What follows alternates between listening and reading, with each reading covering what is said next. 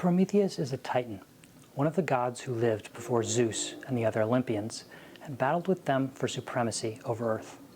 Prometheus' story has a significant place in the Western classical canon, especially his connection to human ingenuity and invention. We're going to cover 4 aspects of his myth. First, the ancient sources for his name, biography, and significance, primarily from the ancient poet Hesiod.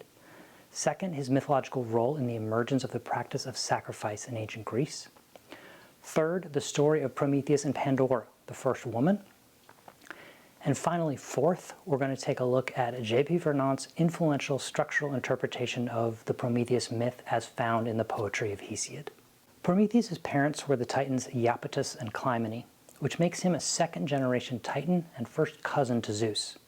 It's possible, but not really stated anywhere in our sources, that his traditional antipathy towards Zeus, which we'll discuss elements of in a bit, is related to the struggle for supremacy between the Olympian gods and Prometheus' family, the Titans, a battle known as the Titanomachy.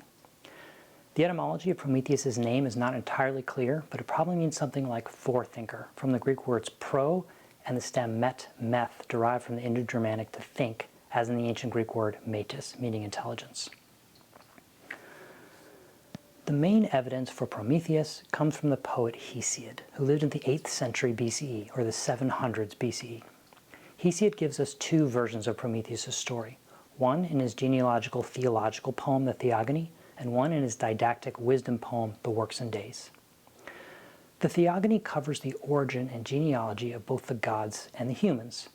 But interestingly, Zeus is never credited with the creation of the race of humans, despite his epithet as the father of gods and men.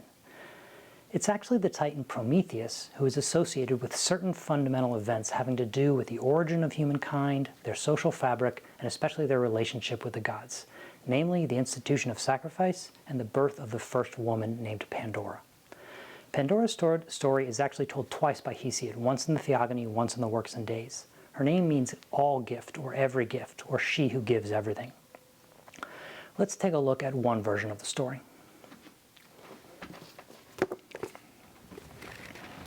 In the great war between the elder and the younger gods, 2 of the Titans took sides with Zeus against their brother Titans. The chief of these 2 was Prometheus.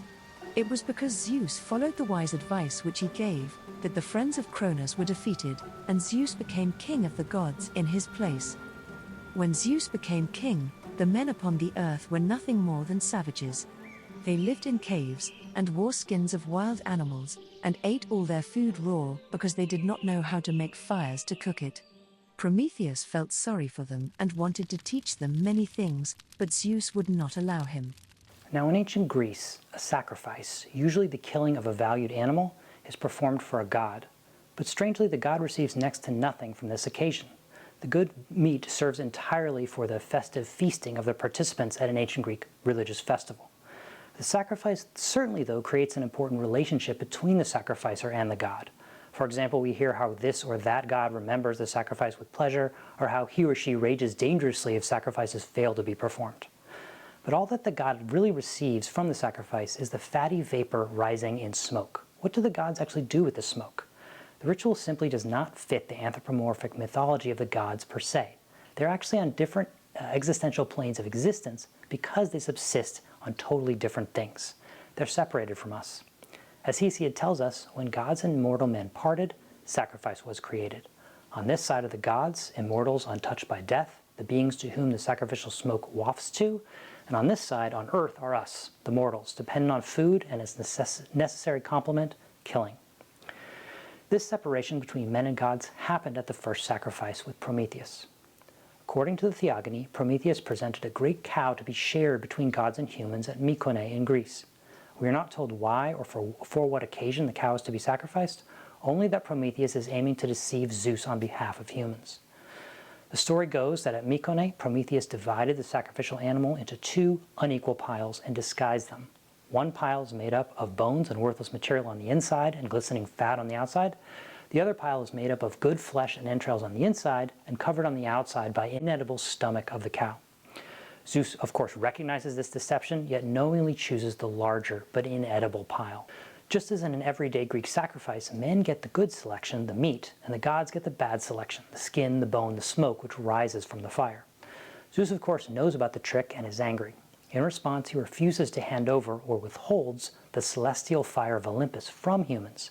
But the Titan Prometheus tricks him again by stealing the fire and taking it to humans hidden in a fennel stalk. At last Prometheus decided that he would help them nevertheless. So he stole some of the fire that the gods kept in heaven and brought it down to men hidden in the hollow stalk of a plant. From that time on, men began to make all kinds of things, which they could not have made without the help of fire, and they improved greatly in their manner of living. As Prometheus had also shut up all sicknesses and sorrows in a great chest in his home, so that men might not be troubled by them, it seemed as if they would soon become as happy as the gods themselves. When Zeus saw what Prometheus had done, he was very angry. To prevent men from becoming too proud and powerful, the gods made a beautiful maiden out of clay, and sent her to the brother of Prometheus, to be his wife. She was very curious about everything around her, and one of the first things that she did was to open the great chest which she found in the house. Then all the troubles, which Prometheus had so carefully shut up, at once flew out, and from that day to this, men have had to suffer for the curiosity of this girl Pandora. In Hesiod, our story is just a bit different. There, the creation of Pandora is as a counterpart or punishment for Prometheus' theft of fire. Hephaestus and Athena mold Pandora out of earth. Athena dresses her with a veil, a bridal wreath, and a wondrous crown made by Hephaestus. She is brought forward into a gathering of gods and men, a wonder to behold. But unfortunately, in Hesiod's word, Pandora is also an inextricable snare and evil for humans. In the Works and Days, we get a truncated but similar narrative of events. Humans once lived a life of luxury and ease, producing enough food in one day to last an entire year. But Prometheus deceives Zeus, and here we are not told how or where, and in anger, Zeus withholds Olympian fire from man. Prometheus steals the fire back from Zeus in a fennel stalk, and in response, Zeus sends to mortal the woman Pandora. Here she comes with a vessel. We think of it as a jar or a box, but it's really any small container containing all of the miseries which afflict mankind, such as illness and death. Epimetheus, Prometheus' brother, accepts her from the gods against his brother Prometheus' advice. After the container is opened, all the previous unknown evils, sicknesses, labor, and sufferings spread over mankind. Now in Hesiod, these evils in their previous state have no relation to Prometheus. It's not clear why exactly Pandora is given to Epimetheus and not humans generally. Maybe in some unexplained way he becomes the predecessor or the progenitor of mortals through his union with Pandora. Now Pandora does manage, with the help of Zeus, to put a lid back on the jar before Elpis can fly out. Elpis is generally translated hope, but this creates a paradox. Humans shouldn't possess both evils, sicknesses, labor, sufferings which fly out of the box, and the hope which stays in. It should be one or the other, not both. However, it is possible that Elpis means expectation and not hope, in which case the logic of the situation is somewhat clearer.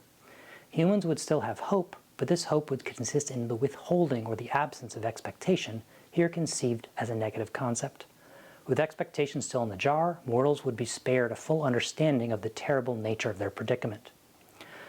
Subsequently, at the will of Zeus, Prometheus is chained to a mountain in the Caucasus by Hephaestus in retribution for his human-loving actions. Every day, an eagle seeks him out and eats his liver, which then regrows. Usually Prometheus is only delivered from his sufferings and freed when Heracles kills this eagle. In order to punish Prometheus, Zeus had him chained by his hands and feet to a great mountain, where the hot sun shone down on him day after day, and the rains and the storms beat upon him. But Prometheus was as brave and proud as Zeus was cruel. Zeus hurled great mountains upon Prometheus, and buried him in the earth, far down below in the world of the dead. After many, many years, he brought him up, and fastened him to his mountain again, and then he sent an eagle to pick and tear at his liver every day, while every night the wound healed afresh. For 10,000 years he suffered in this way. At last Zeus was compelled to yield, and Prometheus was set free. Because Prometheus had done so much for the race of men, and had suffered so much in their cause, the Greeks were always very grateful to him. But as he was not one of the great gods who ruled the world, they did not build temples to him or worship him, as they did the gods of Mount Olympus. Vernant's analysis of the myths of Prometheus, which can be found in his collection of essays, Myth and Society in Ancient Greece, is a well-known interpretation of the story of Prometheus. For Vernant, the meaning of the myth revolves around the action of hiding, in Greek kryptein. The action of hiding, kryptein, by both Prometheus and Zeus assumes a general theological significance in respect of the relationship between the gods and men. In other words, the relationship between gods and men is not simple, and it is this action of hiding which determines its character. Both humans and gods hide things from each other. The three main episodes of the myth are analogous. First, the shares of the sacrificial animal. Second, the stolen fire. And third, Pandora. These elements are linked by the action of hiding, which has a two-sided function, either not to give or to give, but to hide. There are evils everywhere in the world. Some are hidden, some are not. Hiding takes two opposite forms. This, of course, fits the modus operandi of structuralism, which wants to organize the meaning of myth into paired opposites, which are found outside of the story itself. Not to give is to hide a good thing so that it can only be obtained by the evils which envelop it. For example, the Olympian fire in the fennel stalk. To give is to hide an evil under its beguiling appearance of something desirable. For example, Pandora. Now the analogies between these three elements of the myth can emerge a bit more clearly. The shares of the sacrificial animal are hidden and given by Prometheus. The stolen fire is hidden by Zeus and given by Prometheus. Pandora is not hidden and given by Zeus. Here's a quote which sums up how Vernant sees the myth of Prometheus. The logic of the story reflects the ambiguous character of the human condition, in which, as a result of the hiding action taken by the gods, good things and evil things, whether given or not given, always turn out to be indissolubly linked together. At the same time, the story defines the status of man midway between that of the beasts and that of the gods. In sum, the myth is a cosmological explanation for the presence of difficulty and evil in the world centered on deception and hiding. Lastly, it's important to mention that a central element of the myth of Prometheus' story is that it explains the origins of important activities in ancient Greek society, namely sacrifice and the use of fire. One common approach to myth generally is to assert that each story's purpose, in general, is to explain something. This type of story is called an aition, ancient Greek for cause or reason. Now this as a universal theory has its problems, especially when the myth has no cultural habit or societal institution at all associated with it.